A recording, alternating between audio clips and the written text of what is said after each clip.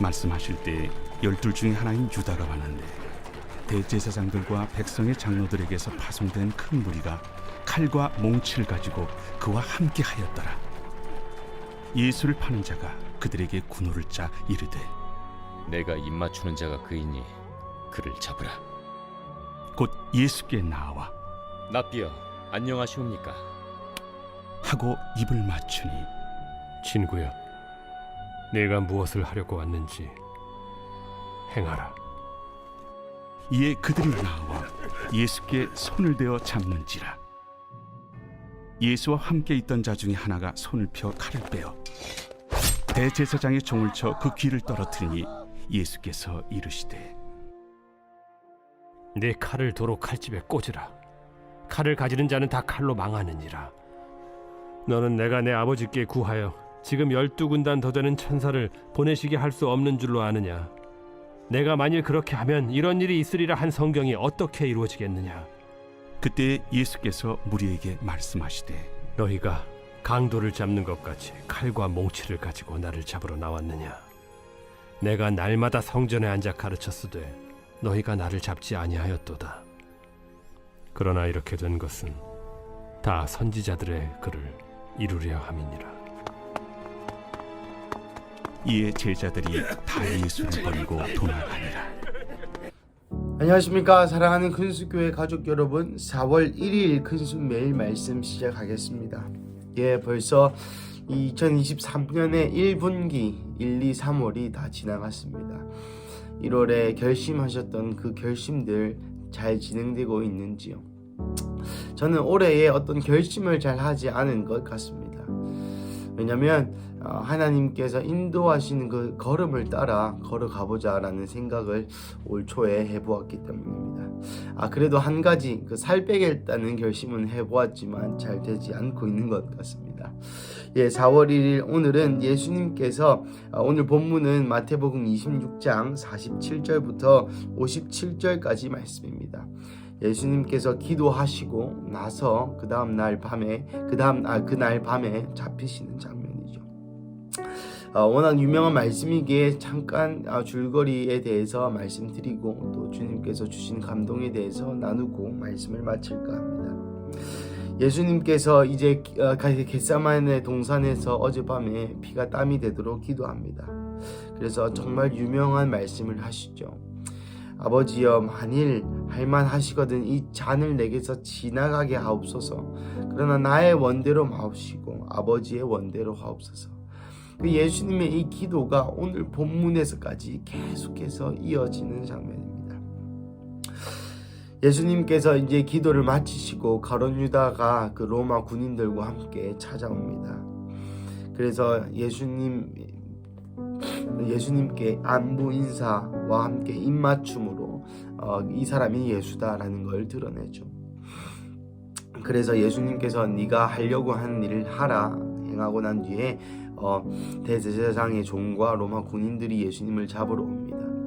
그러자 우리의 그 베드로 형님께서 말고의 귀를 잘랐다라고 표현하고 있죠. 말고라는 대제사장의 종의 귀를 자르게 됩니다. 예수님 곁에 오지 말라 이거죠. 그러자 예수님은 베드로를 다그치면서 칼을 가지는 자는 다 칼로 망하느니라 라고 말씀하시면서 그 말고의 귀를 고쳐주시게 됩니다. 그러면서 오늘 본문의 주제 말씀인 53절 54절의 말씀을 예수님께서 하시죠. 너는 내가 아버지께 구하여 지금 12군단도 더 되는 천사를 보내시게 할 수 없는 줄로 아느냐.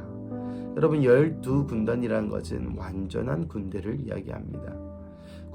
한 군단에는 대개 4개의 여단 혹은 대대가 있고요. 그 4개의 한 대대당 거의 1000명에서 2000명 가량의 대대, 즉 군인들이 있다고 옛날 이 로마 군인의 계산법은 추정합니다. 그러니 한 군단이 거의 4000명이면 12군단은 몇 명이겠습니까? 48,000명 정도 됩니다. 그리고 그 48,000명의 군대가 다 천사로 이루어진, 그럼 천사가 키가 뭐 2m가 된다 이런 말씀도, 이런 이야기도 있고요. 뭐 더 된다 이런 말도 있고요. 여튼 그 천사라는 존재의 48,000명의 군대를 예수님께서 말하면은 데리고 올 수 있는 능력이 있다라고 예수님께서 말씀하시면서 54절, 내가 만일 그렇게 하면 이런 일이 있으리라 한 성경이 어떻게 이루어지겠느냐라고 이야기합니다. 여러분, 이것이 오늘 말씀의 핵심인 것이죠. 56절도 마찬가지입니다. 그러나 이렇게 된 것은 다 선지자들의 글을 이루려 함이라. 즉 성경이죠. 사랑하는 가족 여러분, 먼저 예수님은 이 성경적으로 사셨습니다. 그리고 성경대로 사셨고요. 성경에 예언된 대로 그 모든 발걸음을 행하셨습니다. 오늘 본문의 말씀처럼 우리 예수님께서 이 능력이 없으셔서 그렇게 당하신 것이 아닙니다. 능력이 없으셔서 그저 40대에서 한 대 감한 동물의 뼈가 달린 채찍을 맞은 것이 아니고요. 능력이 없으셔서 십자가에서 그 긴 시간을 고난받으신 것이 아니고요. 능력이 없으셔서 그 모욕 가운데 계셨던 것이 아니고요. 능력이 없으셔서 제자들을 그냥 그저 그렇게 놔둔 것이 아니십니다. 사랑하는 가족 여러분, 예수님께서 또 능력이 없으셔서 제자들을 변화시키지 못하신 것이 아니고요. 예수님께서 능력이 없으셔서 어린 양처럼 아무런 대꾸하지 않으시고 죽으신 것이 아닙니다. 사랑하는 가족 여러분, 예수님은 말씀대로 사셨고 하나님이 계획한 그대로 그 방법으로 죽으셨습니다. 우리의 인생은 어떠할까요? 우리의 인생이 우리는 엄청 가치 있는 것처럼 생각할 때가 있습니다. 제 말을 오해하지 말아 주십시오. 우리의 인생이 가치가 없다는 것이 아니라 내가 생각하는 것보다 훨씬 가치 있는 것처럼 생각할 때가 있습니다. 이 말의 의미는 우리가 예언된 대로 살아가는 것이 언뜻 재미없어 보일 수 있다는 것이죠. 여러분, 이렇게 생각해 보십시다. 우리가 우리 김예준 목사의 어떤 성경책이 있고 그 예언된 대로 오늘 2023년의 계획표, 2024년의 계획표가 모두 짜여져 있다고 생각해 봅시다. 우리가 학교에서 배운 주체적인 사고, 우리가 학교에서 배운 어떤 주체적인 어떤 그런 사상들에 입각해서 생각해 본다면 이것은 인간의 삶이 아니죠. 마치 로봇과 같은 짜여진 대로 살아가는 삶, 여러분, 그것이 우리가 배운 좋은 삶은 아닐 것입니다. 하지만 아이러니하게도 오늘 성경에서 예수님께서 말씀하시는 것은, 예수님이 모든 지구와 히브리서 1장 말씀이 있죠. 모든 만물을 말씀으로 붙들고 계시는 그분께서 본체의 형상이시요 그 영광의 광채이신 그분께서 성경에 적힌 대로 사라져가는 그 인생이 여러분 어떻게 보이십니까? 마치 이 큰 하나님이라는 존재가 이 문자 안의 의미에 갇혀서 살아가는 그러한 존재가 여러분 신이라고 보아지십니까? 하지만 우리 예수 그리스도께서는 겸손하게 모든 것을 하실 수 있지만 그것을 포기하시고 이 성경에 예언된 대로 그분의 발걸음을 움직이셨고, 나중에 계시록에도 두루마기를 떼기에 합당한 자가 누구냐?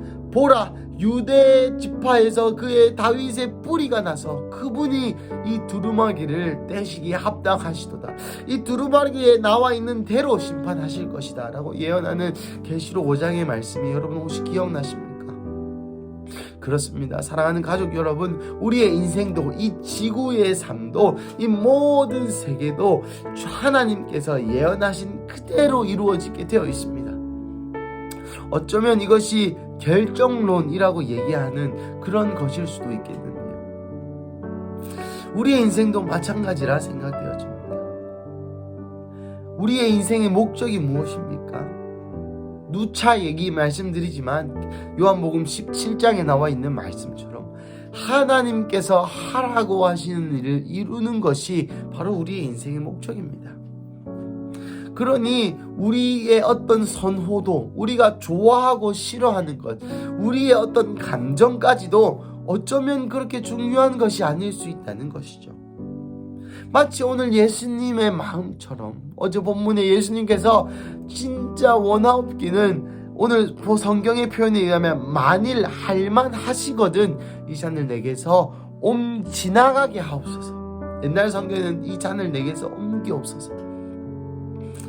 사랑하는 가족은 예수님도 선호도가 있었습니다. 예수님도 이 잔이 나에게서 좀 지나갔으면 하는 그런 바람이 있었다고요. 하지만 예수님께서는 하나님께서 시키신 일이셨기 때문에 그 방법 그대로, 하나님이 원하시는 방법 그대로 이것을 이루었습니다. 사랑하는 가족 여러분, 여러분이 어떠한 삶 가운데 놓여 계시든지 우리가 그 삶 가운데서 해야 될 유일한 한 가지가 있다면 그것은 하나님께서 하라고 하시는 일을 그대로 이루는 것입니다. 마치 예수 그리스도가 이렇게 순종함을 통하여 온전케 됐다라는 표현이 골로새서 말씀에 있는데요.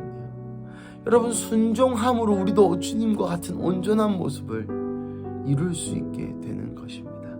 사랑하는 가족 여러분, 오늘 이 본문을 통하여 주님 우리에게 하고자 말씀은 이것입니다. 한 성경이 어떻게 이루어지겠느냐. 여러분, 아직까지 이 성취되지 않은 성경의 말씀들이 있습니다. 그것들이 어떻게 이루어질 수 있을까요? 그것은 하나님과 동역하는 하나님의 자녀된 우리의 순종함으로 이루어질 수 있는 것이죠. 사랑하는 가족 여러분, 오늘 하루의 삶 가운데도 여러분의 인생 한 조각 한 조각 가운데에도 하나님이 하라고 하시는 일을 이루어 오늘도 하나님께 영광 돌려드릴 수 있는, 그래서 어떻게 한 성경이 이루어지겠느냐라는 예수님의 무릎에 주님 오늘 우리의 순종으로, 오늘 우리의 기도로, 오늘 우리의 예배로 이 성경의 말씀이 성취되게 하여 주십시오 라고 고백할 수 있는 우리 순수가족 한 명 한 명 되시기를 주님의 이름으로 축복합니다. 우리 함께 기도하시겠습니다. 사랑하는 하나님, 감사합니다. 오늘 가운데에 이 말씀을 통하여 어떻게 한 성경이 이루어지겠느냐 말씀하시는 하나님의 음성을 듣습니다. 하나님, 예수님은 12군단도 더 불러오실 수 있는 힘이 있으셨지만 그냥 죽임 당하신 어린 양, 마치 어린 양이 유월절에 잡힐 때에 저항하지 않고 죽는 것처럼 예수님 저항하지 않고 그대로 그 생명을 내어주셨음을 기억합니다. 하나님, 하지만 오늘 우리의 삶 가운데 아직도 내가 너무나 살아서 하나님의 뜻에 저항하고 하나님의 뜻에 반항하고 하나님의 뜻에 계속적으로 도망가고 있는 나의 현실을 바라봅니다.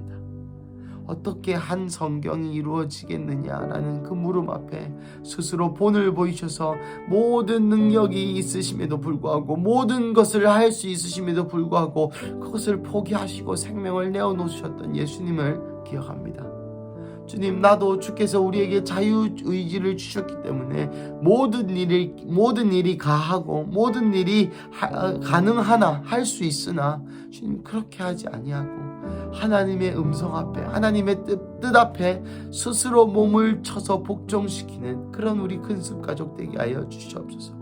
그래서 우리가 순종할 때에 예수님이 하나님의 뜻을 순종함으로 그 대속의 사역을 이루셨던 것처럼 우리도 하나님의 뜻에 순종하므로 하나님이 2023년에 하고자 하시는 그 뜻이 우리를 통해 풀어지는 역사가 있게 하여 주시옵소서. 주님 감사합니다. 다시 한번 우리와 동역하시는 하나님, 우리의 이 작은 삶을 사용하시어 그분의 원대한 계획을 이루시는데 사용하시는 하나님 감사하고 또 감사합니다.